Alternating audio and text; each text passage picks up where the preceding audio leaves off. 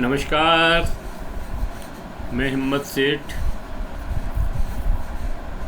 फिर हाजिर हूँ आपके सामने कुछ बातचीत करने के लिए। आज बात करेंगे 2024 के लोकसभा चुनाव के बाद संसद के 11 दिन।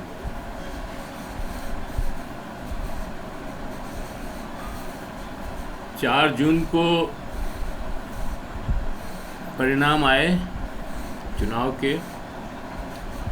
1 जून को चुनाव ख़त्म हुए थे।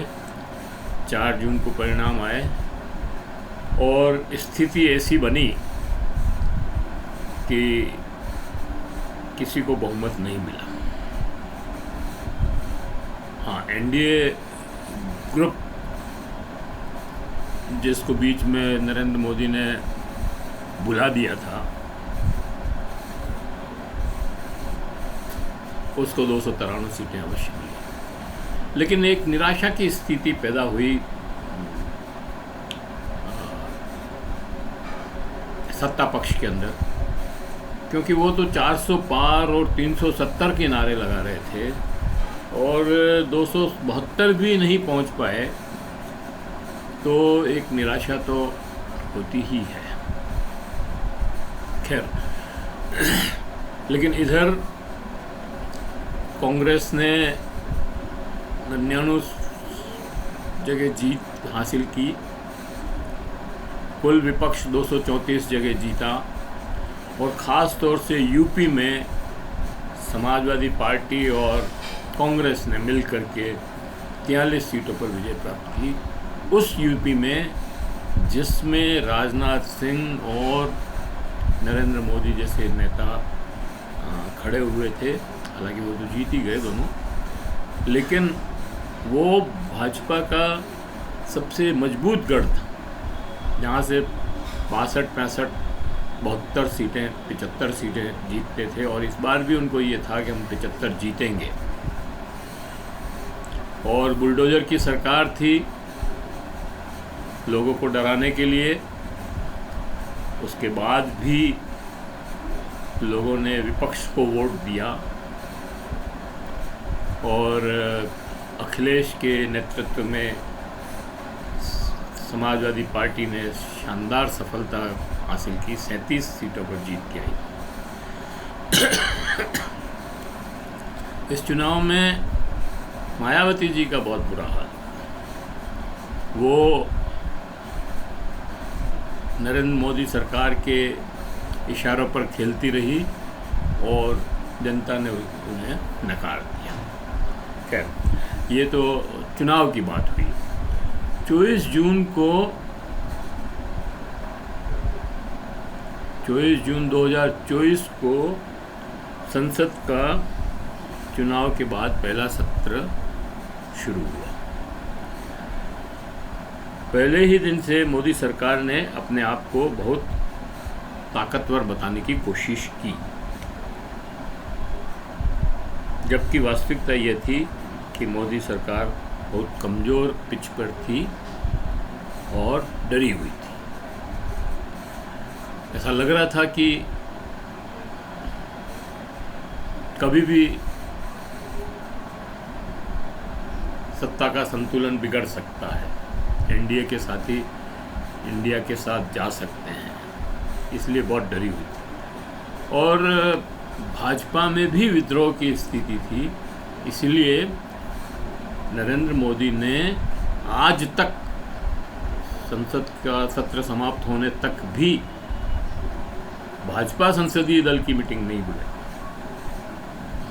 उनको भय था कि हमारे सांसद मेरा विरोध कर सकते हैं, इसलिए उन्होंने एनडीए की मीटिंग बुलाई और एनडीए के लोगों से समर्थन लिया कि मेरे को समर्थन दो ताकि मैं प्रधानमंत्री बन सकूं। खैर,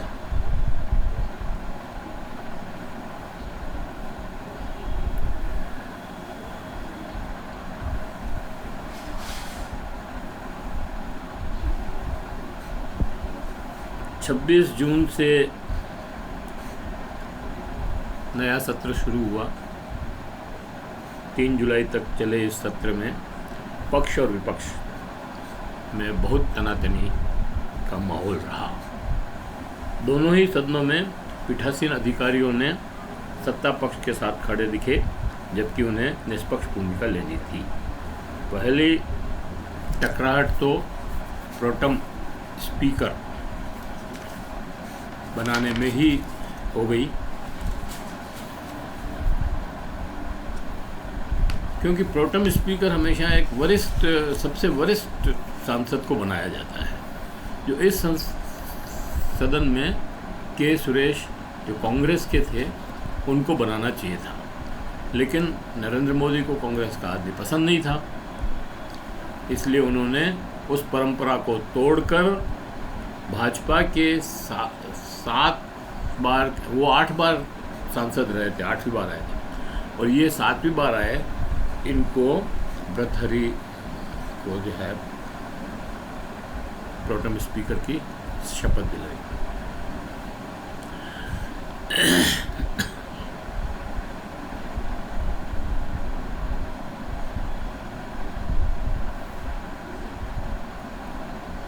उसके बाद 2 दिन तक सांसदों की शपथ हुई और तीसरे दिन लोकसभा का स्पीकर चुना गया। लोकसभा का स्पीकर में भी ये कोशिश करनी चाहिए थी सत्ता पक्ष को कि आम सहमति से लोकसभा का अध्यक्ष बने। ओम बिरला जो पिछले लोकसभा में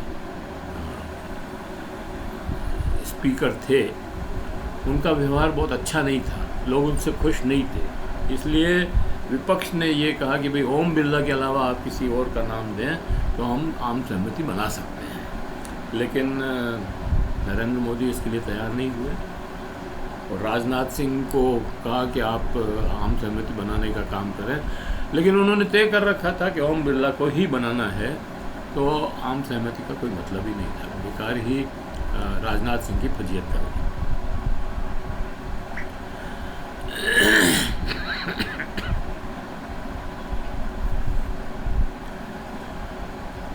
भारतीय इतिहास में, संसदीय इतिहास में ये पहला अवसर था जब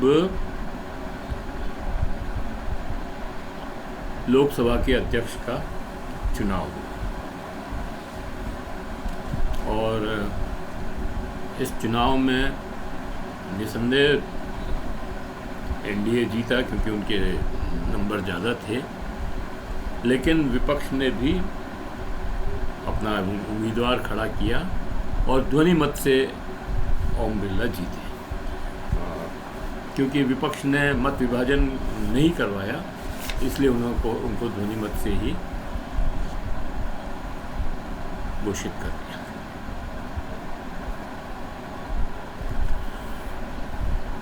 इसके बाद हुआ राष्ट्रपति का भाषण।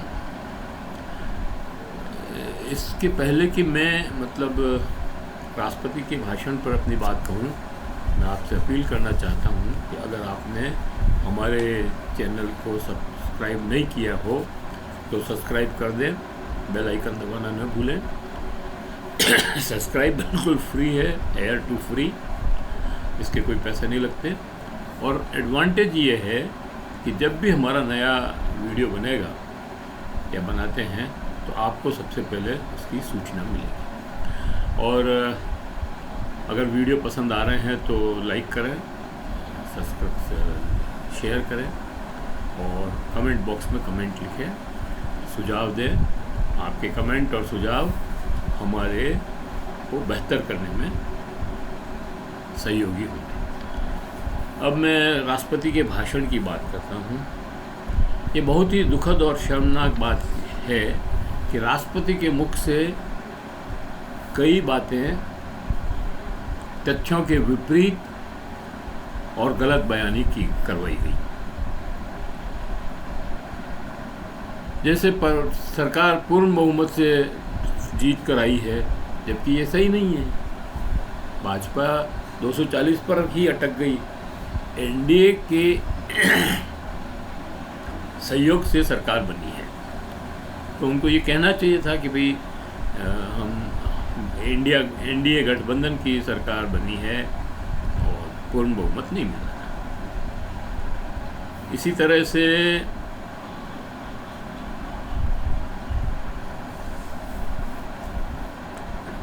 मणिपुर के बारे में बोला कि वहाँ स्थिति सामान्य करने में सरकार लगी हुई है, जबकि ऐसा नहीं है।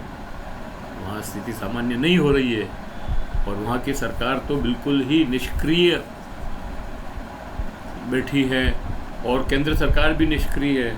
और इस बात के लिए मतलब कोई सबूत की भी ज़रूरत नहीं है। मोहन भागवत आरएसएस के जो प्रमुख हैं, उनका बयान है खुद का कि मणिपुर 1 साल से शांति की राह देख रहा है, सरकार को उस और ध्यान देना चाहिए।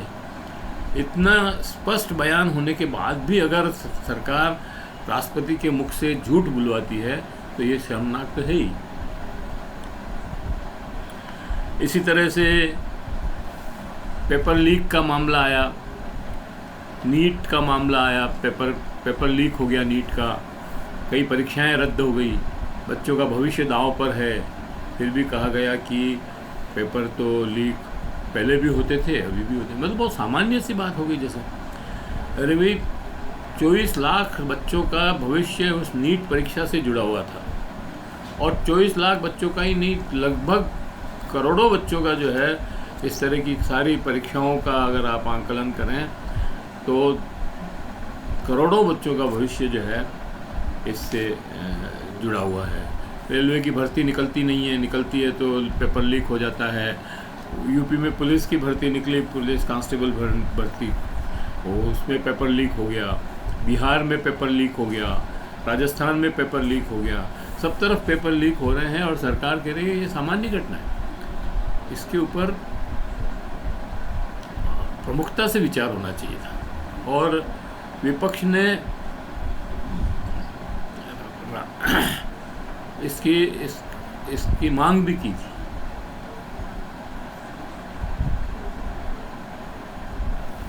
सीबीआई को जांच सौंपी है और सीबीआई का टैप रिकॉर्ड क्या है, व्यापम में भी सीबीआई को जांच सौंपी थी, कुछ नहीं हुआ। और कड़ा कानून बनाए हैं, कड़े कानून भी बनाए, ठीक है, लेकिन सवाल ये है कि बच्चों के भविष्य का जो खिलवाड़ हो रहा है उसमें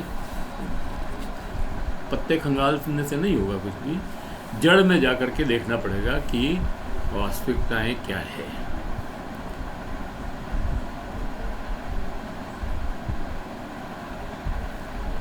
पीड़ित बच्चे आंदोलन कर रहे हैं, उन पे लाठीचार्ज हो रहा है और सरकार जो है कह रही है कि सामान्य घटना है। प्रतिपक्ष के नेता ने एक दिन नीट परीक्षा पर बहस कराने का प्रस्ताव रखा, जैसे उसे ओम बिरला ने पहले ही खारिज कर दिया। विपक्ष ने मांग पूरी नहीं होने पर सदन में हो हल्ला किया और उस हल्ला गुल्ले में सदन स्थगित कर दिया गया। ऐसा ही राज्यसभा में भी हुआ, राज्यसभा में भी स्थगित कर दिया था। सोमवार को नेता प्रतिपक्ष ने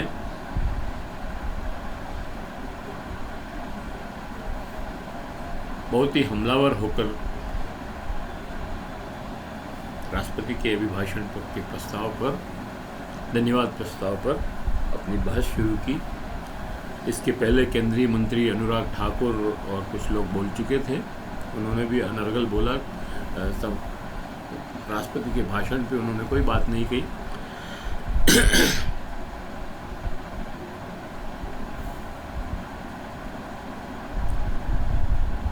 लेकिन सत्ता पक्ष के में राहुल गांधी के भाषण से सत्ता पक्ष में घबराहट दिखी, उनमें तिलमिलाहट देखी गई और राहुल गांधी, प्रतिपक्ष के नेता राहुल गांधी के भाषण के बीच प्रधानमंत्री ने 2 बार इंटरवीन किया, जबकि ये परिपाटी नहीं है। प्रधानमंत्री कभी भी विपक्ष के नेता के बीच में नहीं बोलते हैं, और अंत में जब उनको भाषण मतलब जवाब देना होता है उसमें वो सारी बातें कह देते हैं। लेकिन तिलमिलाहट इतनी थी, घबराहट इतनी थी, भय और डर इतना था कि उनको बीच में 2 बार हस्तक्षेप करना पड़ा। ये तो प्रधानमंत्री की बात है। गृह मंत्री तो 5-6 बार उठे और बार बार जो है आसन से जो है मांग करने लगे कि ये ठीक नहीं है। और अंत में तो उन्होंने यहाँ तक कह दिया कि अध्यक्ष जी, हमारे पर प्रहार हो रहा है, हमला हो रहा है, आप हमें प्रोटेक्शन दीजिए, हमें सुरक्षा दीजिए। अब सत्ता पक्ष को भी सुरक्षा की ज़रूरत है और लोकसभा के अध्यक्ष से वो सुरक्षा मांग रहे हैं, इससे ज़्यादा विडंबना क्या हो सकती है। और कहा कि आप इतनी बहुत नरमी दिखा रहे हैं और ऐसे सदन थोड़ी चलता है। मतलब लोकसभा अध्यक्ष को भी आप गृह मंत्री जी गाइड करने की कोशिश कर रहे थे, जो सर्वथा अनुचित है। इसी तरह रक्षा मंत्री राजनाथ सिंह जी भी 2 बार बीच में बोले और कहा कि अग्निवीर के मामले में उन्होंने अपनी सफाई दी कि नहीं, हम 1 करोड़ रुपया अग्निवीर के शहीद को दिया है हमने, जो कि बिल्कुल गलत बयानी थी। राहुल गांधी ने बिल्कुल ठीक कहा था कि सरकार ने कुछ नहीं दिया। बाद में उसका क्लेरिफिकेशन आया कि भाई जो पैसा दिया वो बीमा कवर का था और बैंक से कवर का था, जिसमें अग्निवीर के पैसे जमा होते थे। और बीमा तो हर सामान्य आदमी को जब बीमा कराता है तो और डेथ हो जाती है तो उसको कवर मिलता ही है, तो वो कवरेज मिली थी, सरकार ने उसमें कुछ नहीं दिया। तो ये झूठ गलत बयानी तो मतलब राजनाथ सिंह जैसे सीनियर लीडर को, रक्षा मंत्री को, देश के रक्षा मंत्री को लोकसभा में नहीं करनी चाहिए थी। अग्निवीर के बाद नौजवानों में फैलती बेरोजगारी का मुद्दा उठा। राहुल ने नीट परीक्षा की डिज़ाइन पर ही सवाल उठाया। उन्होंने कहा कि ये सिर्फ पूंजीपतियों के लिए डिज़ाइन किया हुआ एग्ज़ाम है, इसमें गरीब आदमी कभी भी सफल नहीं हो सकता है। तो अर्थव्यवस्था चौपट हो गई है। हर मुद्दे पर राहुल ने सरकार को घेरा और किसानों के मुद्दे पर ख़ास तौर से उसने कहा कि एमएसपी नहीं दे रही है सरकार। इस पर राजनाथ सिंह शिवराज सिंह चौहान खड़े हुए और कहा नहीं, हम एमएसपी दे रहे हैं, आप झूठ बयानी कर रहे हैं। राहुल गांधी ने स्पेसिफिकली कहा कि भाई आप एमएसपी दे रहे हैं लेकिन आप लीगल गारंटी नहीं दे रहे हैं।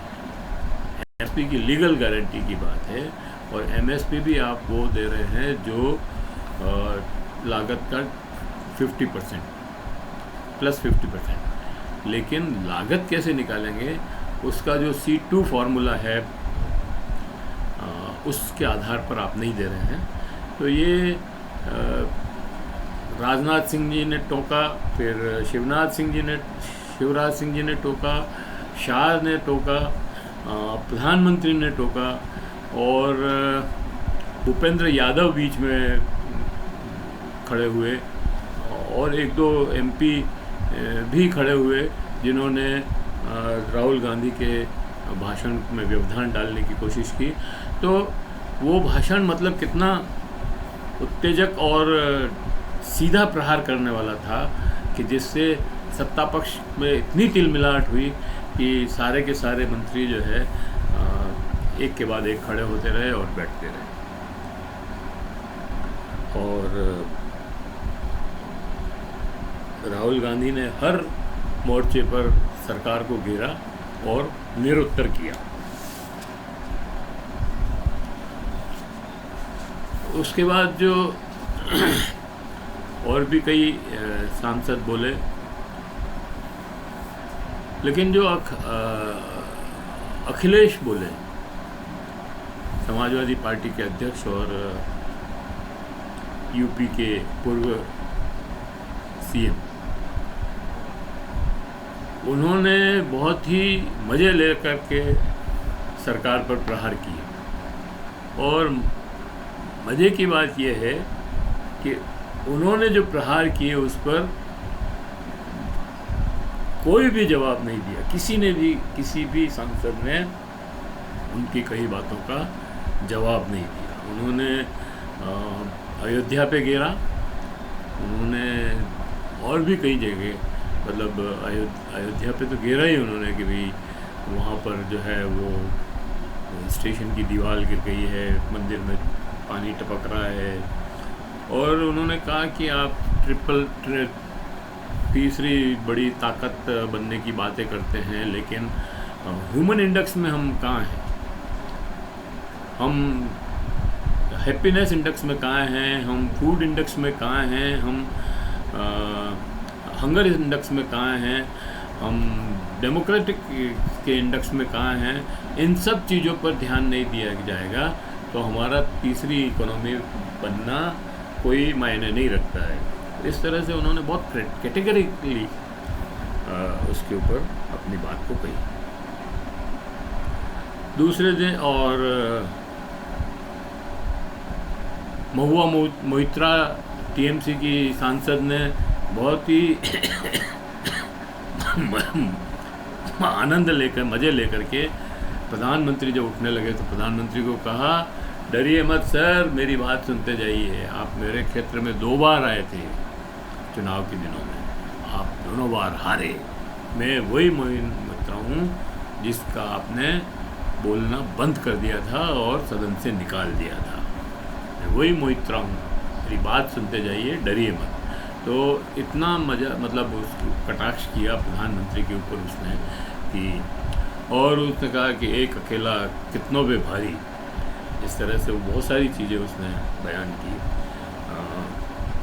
टीएमसी के कल्याण बनर्जी ने भी अपनी बात रखी। शिवसेना के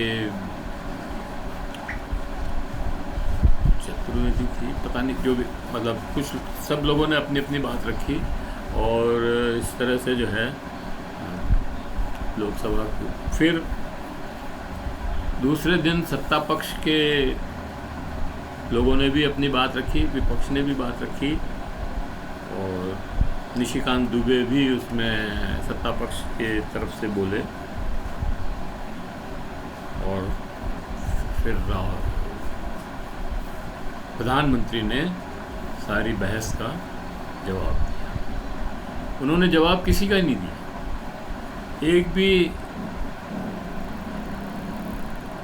एक भी मुद्दे का, जो मुद्दे उठाए गए उसमें से एक का भी जवाब नरेंद्र मोदी जी ने नहीं दिया। उल्टा उन्होंने तथ्यों के विपरीत बात कही। तो और 2 घंटे तक वो बोलते रहे, लेकिन बहुत ही उत्साहहीन, निराशाजनक और उबाऊ भाषण था।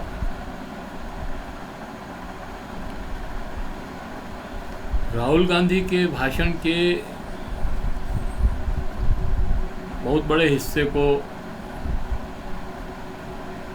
कार्रवाई से निकाल दिया था ओम बिरला, जिसकी अपेक्षा थी।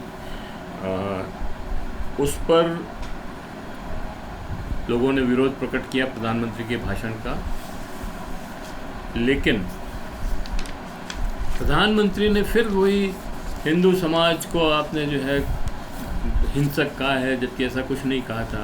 फिर झूठ बोले कि अग्निवीर जो है को हम जो है 1 करोड़ रुपया दे रहे हैं। फिर ये भी झूठ बोला कि कृषि में मतलब एमएसपी दे रहे हैं। ये सारी बातें झूठ बोली गई और प्रधानमंत्री के भाषण में बोली गई। ये बहुत ही आश्चर्यजनक बात है। और उन्होंने बहुत ही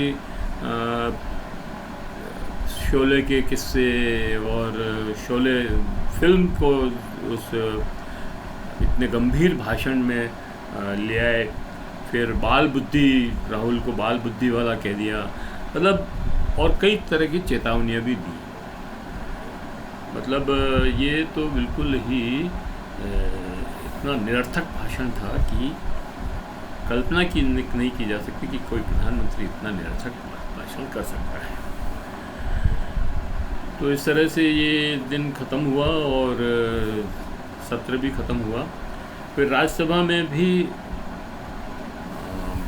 राष्ट्रपति के अभिभाषण के बाद राज्यसभा की कार्रवाई चालू हुई। उसमें भी उपराष्ट्रपति जगदीप धनखड़ साहब ने बहुत ही पक्षपातपूर्ण रवैये का प्रदर्शन किया। वो बिल्कुल मतलब भाजपा और प्रधानमंत्री के गुलामों की तरह बात कर रहे थे और कुछ भी बोलने को नहीं देने को तैयार, कुछ भी बोल रहे विपक्ष के नेता इसके लिए वो तैयार नहीं। और खड़गे जी जब बोल रहे थे तो उनको बोलने नहीं दिया, उनका माइक बंद कर दिया। हाँ, राहुल गांधी का भी एक बार माइक बंद कर दिया, उस पर काफ़ी बहस भी हुई। तो मल्लिकार्जुन खड़गे का भी उसी दिन माइक बंद किया। मतलब एक कोइंसिडेंस देखिए आप कि दोनों सदनों में दोनों विपक्ष के नेताओं के माइक बंद कर दिए। ये कोइंसिडेंस नहीं हो सकता है, ये जानबूझ करके डिस्टर्ब करने के लिए और लोगों को मतलब ये सारा न बोल पाए सही बात, उसके लिए ये सारी योजनाबद्ध तरीके से किया गया। धनखड़ का व्यवहार भाजपा के कार्यकर्ता जैसा ही रहा। मल्लिकार्जुन खड़गे बोल रहे थे, माइक बंद कर दिया। नेता विपक्ष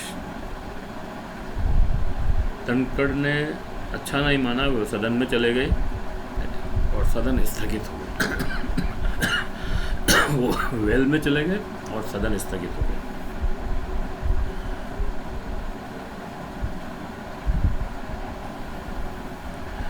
दूसरे दिन भी खड़गे को नहीं बोलने दिया, तो खड़गे को अपनी बात नहीं रखने दी। प्रधानमंत्री के भाषण के पहले वो कुछ बोलना चाहते थे और तो उन्होंने वॉकआउट कर दिया, संसद से बाहर चले गए, मतलब सदन से बाहर चले गए और प्रधानमंत्री का भाषण 2.5 घंटे तक प्रधानमंत्री का भाषण हुआ, लेकिन हुआ कुछ नहीं। हुआ वही जो बातें उन्होंने लोकसभा में बोली, वही सब यहाँ पे भी बोली, राज्यसभा में भी। हाँ, मणिपुर पे ज़रूर थोड़ा वो ज़्यादा बोले, लेकिन मणिपुर की स्थिति बहुत ही चिंताजनक है। इसी तरह से कश्मीर की स्थिति भी बहुत चिंताजनक है और कश्मीर पे भी मतलब 5 साल से वहाँ राष्ट्रपति शासन है। 370 हटाने के बाद भी भाजपा एक भी सीट पर कश्मीर घाटी में एक भी सीट पर अपना कैंडिडेट नहीं खड़ा कर सकी। ये स्पष्ट लगता है इससे कि वहाँ की स्थितियाँ अच्छी नहीं हैं। चाहे आप 370 की कितना ही गुनगाएं, कश्मीर जल रहा है। अब देखते हैं, सितंबर के पहले चुनाव करवाना ज़रूरी है क्योंकि कोर्ट ने कहा है। हाँ, इस बार ये सही है कि कश्मीर में जो चुनाव हुए उसमें वोटिंग परसेंटेज बढ़ा है, लोगों ने खुलकर वोट किया है। और लद्दाख में भी ये हारे हैं। लद्दाख 2 बार से ये जीत रहे थे, इस बार 370 हटने के बाद भी वहाँ पर हारे हैं। इसका मतलब ये है कि वो स्थितियाँ बहुत ही गड़बड़ है। कुल मिलाकर 11 दिन में टकराव के ही ये सत्र रहा। भारत के भविष्य को संवारने के लिए कोई फॉर्मूला इस सत्र से नहीं निकल पाया और अभी 15 दिन बाद एक सत्र फिर बजट सत्र आएगा, वो भी इतना ही टकराव वाला और हंगामेदार होगा, ऐसा हमारा अनुमान है। क्योंकि प्रधानमंत्री स्वयं टकराने के मूड में है, वो खुद विपक्ष को दबा करके और उस पर काबिज होने की कोशिश में लगे हुए हैं, इसलिए टकराहट तो होगी ही होगी। तो ये 11 दिन का जो टोटल कार्यकाल था संसद का, उसकी मैंने थोड़ी थोड़ी रूपरेखा बताई। और इसको समाप्त करने के पहले एक बार फिर मैं आपसे अपील करता हूँ कि अगर आपने अभी तक हमारे चैनल को सब्सक्राइब न किया हो तो सब्सक्राइब कर दें, बेल आइकन दबा दें। सब्सक्रिप्शन बिल्कुल फ्री है सब्सक्राइब करना, और एयर टू फ्री है, इसके कोई पैसे नहीं लगते। और कमेंट करें और सजेशन दें, सुझाव। आपके कमेंट और सुझाव हमारे को बेहतर करने में मदद करेंगे। धन्यवाद।